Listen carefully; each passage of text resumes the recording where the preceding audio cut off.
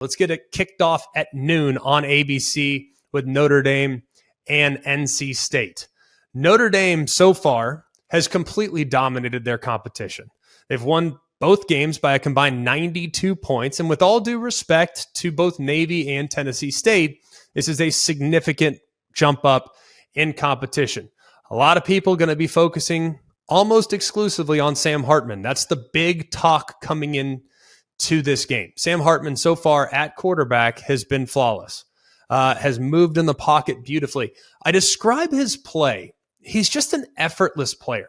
He makes everything look really easy. I think back to a touchdown that he threw against Navy. There was pressure in his face. He evaded, slid to his left, so calm, so cool, so collected, attacked the line of scrimmage, slid up, guys uncovered. He hits one in the front left corner of the end zone for a big touchdown. He's just very under control. He's going against a defense in NC State that is remarkably disruptive. NC State last week, not great. At times, the first drive was one that you'd like to forget if you're an NC State fan, and they gave up a 71-yard run a little later in the game to Victor Rose. Those are really the two things that UConn could do offensively. But other than that, NC State, I thought, did an adequate job of being able to disrupt the rhythm of this UConn offense and push some of the pieces in the front end backwards. A couple things I'll be watching closely.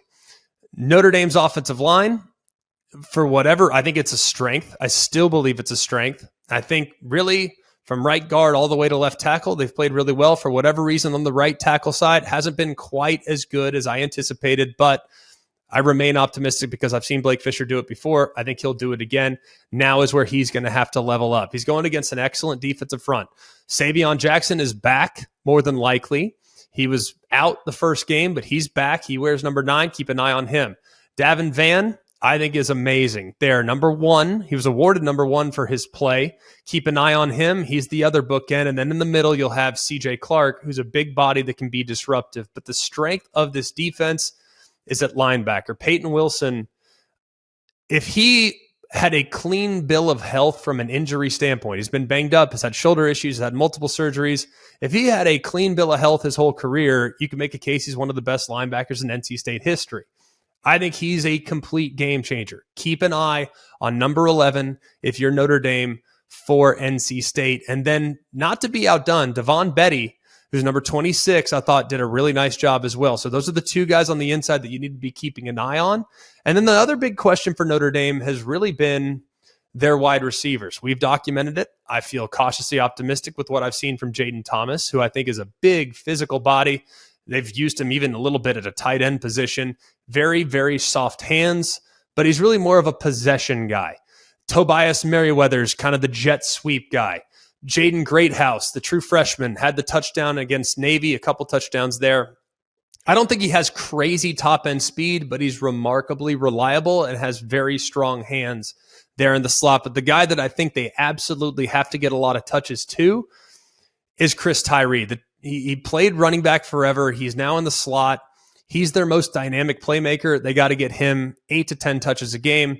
I think you can do so against this very aggressive defensive front for NC State. Switching over to the other side of the ball, the thing that I'm paying most close attention to, Brennan Armstrong's a terrific athlete, great runner, but the passing game for NC State so far has been a bit of a work in progress. As far as what we've seen from Notre Dame's defensive backs, they played Tennessee State and they played Navy. They haven't been challenged. They haven't been tested. I think they're good. I do. I think they're really good. But I'm not 100% sure just yet exactly how things are going to work in the back end because it's really the first test that we've seen from them all season. Safety play is one that I'll be watching very closely in the game. And then finally, I think it's going to be worth noting. It's going to be worth noting when watching NC State, how many touches does Michael Allen get? He's the running back. He's not the starter, but he's the backup, but he might be the most dynamic running back option that NC State's had since Nyheim Hines a couple years back. See how many touches he gets and see how many touches Casey Concepcion gets.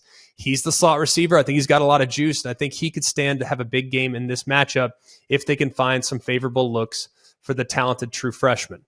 I'm not going to make a pick in this game, but I lean towards this game being a real physical, grinded out slugfest. Both these teams pride themselves on being physical. I think this game will likely be won at the line of scrimmage.